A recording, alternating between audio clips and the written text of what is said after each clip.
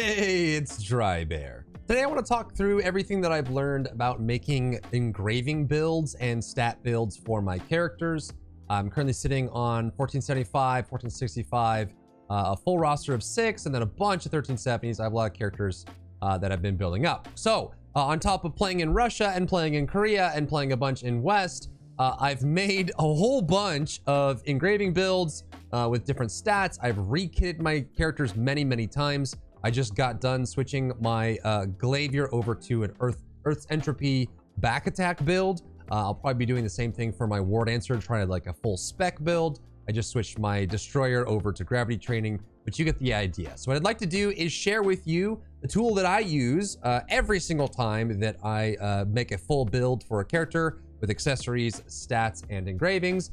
Everything that I've learned about doing so, how to pay attention to the market and get the most value out of what you're buying, and in what order to buy your ability stones, accessories, and everything else. So let's go. But first, if you have any questions or comments for me, you'll find me live every day on twitch.tv/Drybear. Who knows? I might even be streaming right now. Now, the first thing I want to cover is what's available to you as you move through the different stages.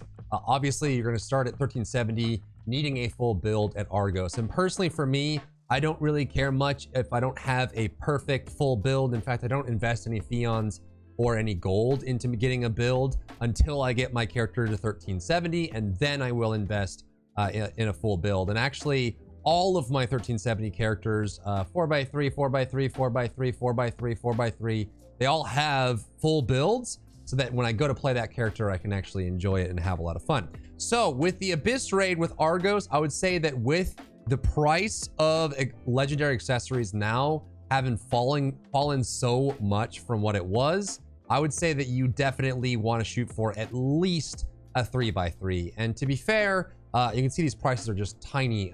You can get really good accessories. In fact, you can get a full 4x3 for about 3,000 to 5,000 gold. And you get a 3x3 for, in some cases, under 1,000 gold. And really, you're just paying for the price of the Fions.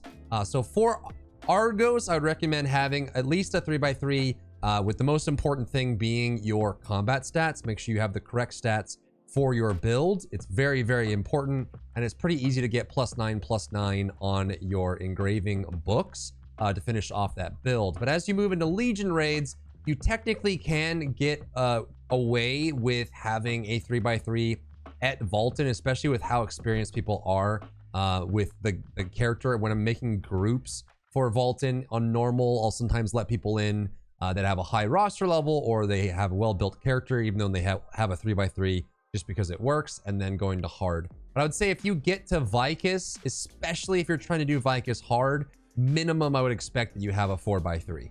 And that's very easy to do. What you need to have is a +9/+9 on your engravings. Then you need to have, you can actually do it with all legendaries that are +3/+3. You can buy relics if you want that to give you an additional 2 points.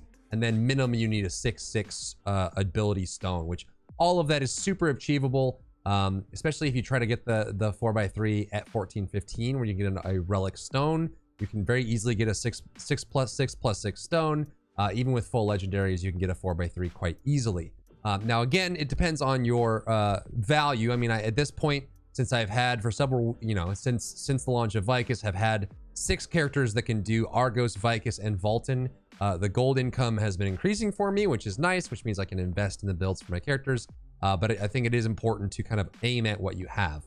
And then once you go to Relic and beyond, I would expect that you'd have a 4x3 with at least a +1 or a +2, with a class engraving that's level 1, and then maybe an Adrenaline at 1 or 2. Adrenaline's a great engraving to slot in very easily. The next thing you'll want is to make sure your combat stats are proper. At a very high level, you want to have this knowledge in your brain.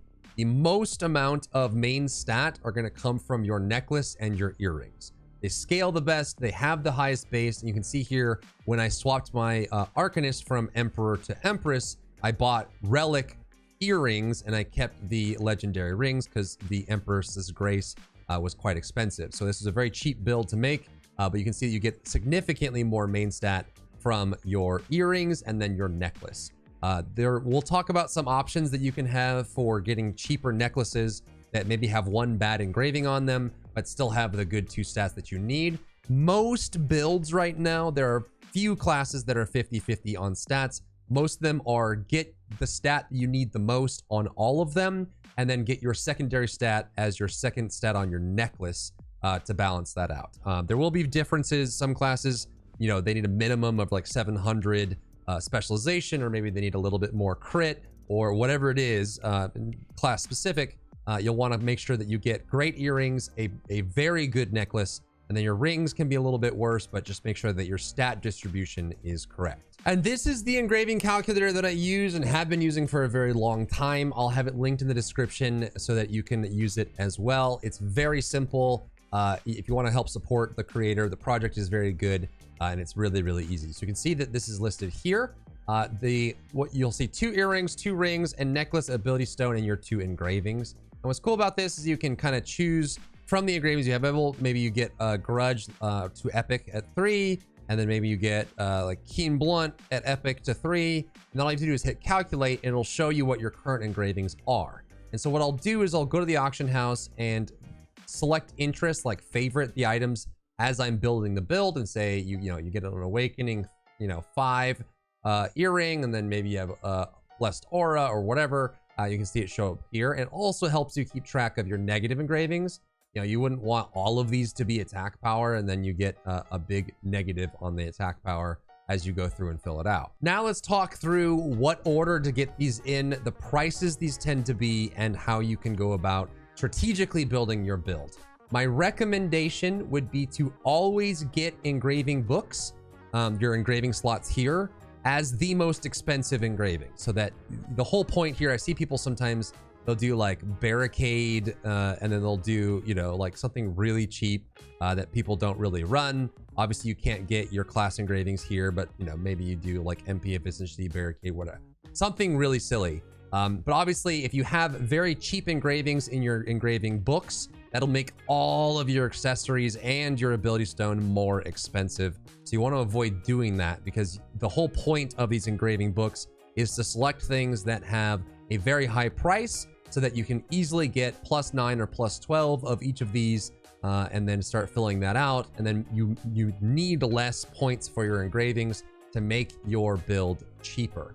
The next thing I'll say is you want to plan out what your ability stone is going to be, but I would highly recommend getting your ability stone as your last. The reason being is that you don't know how many ability stones it's going to take to get the one that you need, whatever it is. And you may be going through a lot of fions or a lot of gold, but it's something that you can do over time. But the collection of your accessories has to be done all at once. You don't really want to do these one at a time, like you buy an earring one day, and then you buy a ring the next day, then you buy a necklace, because especially if you're buying relic accessories on the auction house, you don't know what the availability of these are going to be. You may get a perfect setup for the item that you need, but it has +3 on the negative engraving, or maybe it has the wrong stat or whatever. You really, I strongly recommend getting all of your accessories done all at once. And what I usually will do is I'll come through and I'll highlight these and do the interest, and then we'll go to the builder that we have, and I'll start filling that out and put them down into the right spot. And then as I kind of calculate, we figure out what's going on. And then when I look at the interest list, I'll refresh it, make sure all the accessories are what I expect them to be, that they're all available. And then I'll buy them all at once with, make sure I have the proper fions, that sort of thing, so that you're actually all set up and you can get all your accessories at once. You can lock them so you don't accidentally equip something and disenchant. And then you can go to work getting your stone so that you can finish out your build. And maybe you end up, needing a reset for extra gold, or you need to get some extra fions, and you need more stones than you thought. You know that you can lock all your accessories. No changes are needed. You just need to get that stone that you're expecting. And if you're looking for a 4x3 that you're trying to fill out, one of the easiest ways to do this is just to get, like say we want to do adrenaline supercharge. Maybe I'm doing, a deathblade build or something like that. You'll line these up, and because these give 9, it's very easy to get a 4x3. You need a +6 stone. So then you just go ahead and slot that in and say, okay, here's my +6 stone. I have my +3 engravings, boom, now these two very expensive engravings, usually grudge or supercharge or keen blunt or whatever it is now locked out, and now you have these expensive engravings done. And you can go through the rest of these, your 2 earrings, your 2 rings, and your necklace, and then fill out the rest of the engravings that you're looking to fill out in your build. And another reason I like doing the stone last is because there's usually a large selection of stones on the auction house. You can go through and select these, and you know, they're usually within the same price because these drop often, and people are selling these and transferring these constantly. So you have the choice. And so what you can do is, say you're making your build and you're getting the engravings right, and just based on what's available on the auction house, maybe you ended up getting, you know, double attack speed downs, and then you got like a defense down 3, right? So maybe you got, the price was pretty high, so you had to get a +2, maybe a +1, and then a +3, right? So you have these locked down. So all of a sudden, you got your perfect engravings, but now you have a problem, right? You have attack power and attack speed, and defense is pretty high. But you can plan it out so that of the 4 negative engravings, the one that you didn't put on your accessories, in this case it would be movement speed, you can then just put that on your stone and only buy stones that have movement speed, and you can avoid getting a negative as long as you get a 664 or better. So they can just go to the auction house, buy the stones, look through them until you get a move speed reduction like this one here, then you'd go and you'd buy it, okay, then you just go through and buy only the ones that have move speed, and you'd be able to fill that out. And it's easier this way, in my opinion, to avoid getting a negative engraving. The one thing I'll say about negative engravings is they don't really make that big of a difference. The big downside of having a negative engraving is being judged by the players in the game. So, I mean, these percentages are so low. Yes, it can impact you, especially if you're a character that, you know, has raid captain and you have, you know, move speed down. You never want to have any negative engraving to level 2, as it can be super detrimental. But a level 1 negative engraving doesn't really make that much of a difference. It just doesn't look very good. And most of the time when you're going to the party finder and you're trying to find a group for something, the biggest thing that you're trying to, you know, avoid is that you don't get judged, right? So you go and you inspect someone, you're like, okay, what build do they have? I'm getting judged. They don't have grudge. They don't have this. I'm not going to invite them to my party. So you're really just looking to reduce those.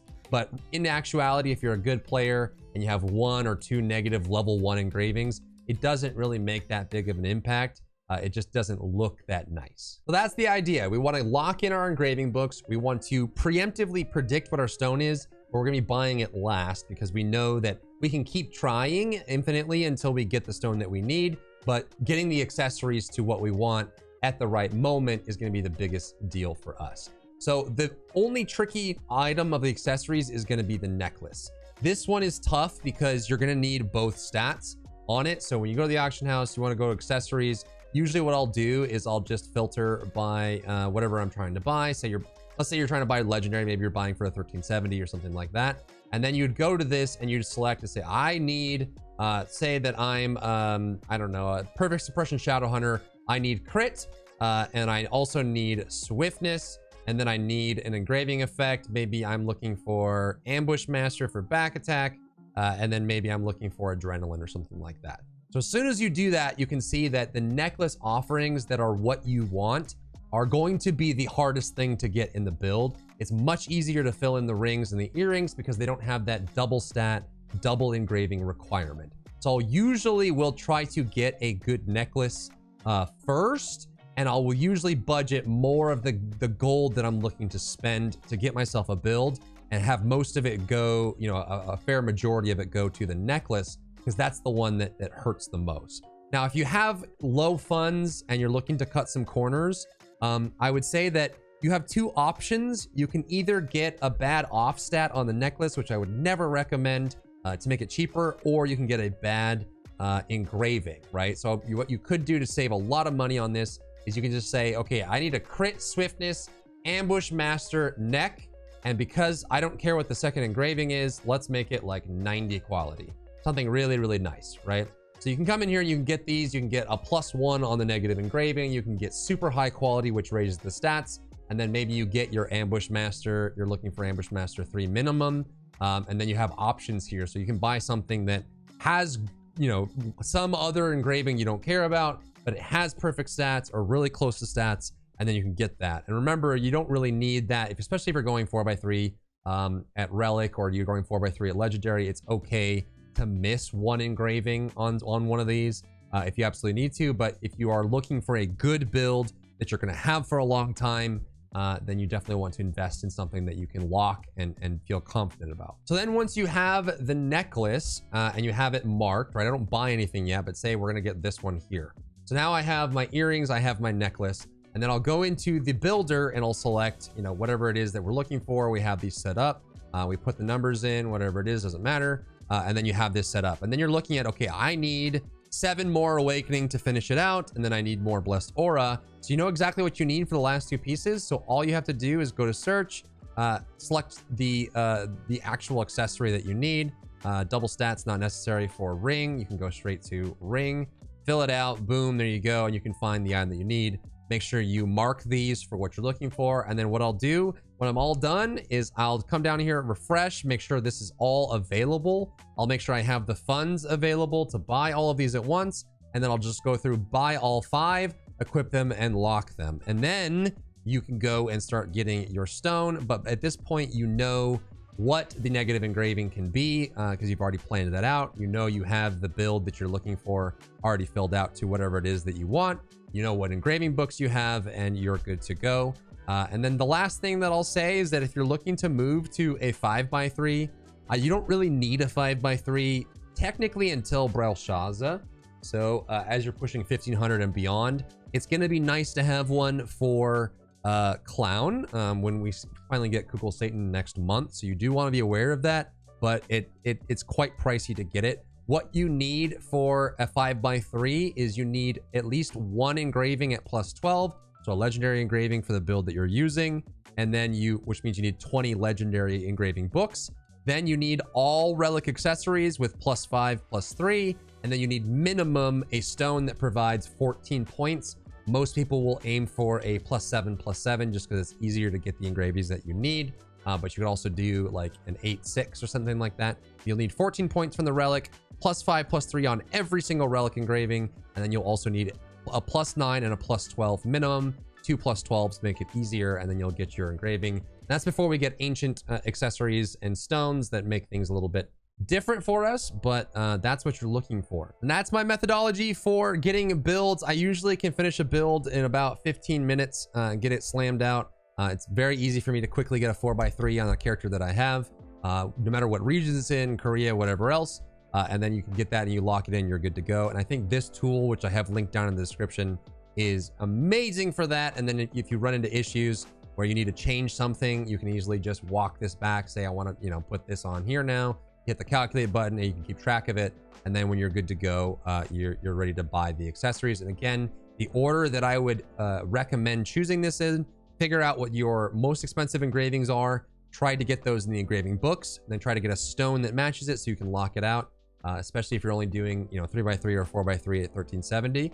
And then get all your accessories all in one go, lock them down, buy them, lock them, and then work on getting your stone as the last step, because that's the variable part of your build. But it's very easy to get the stone that you need with the negative engraving you need. Those are always going up on the auction house. They're always selling.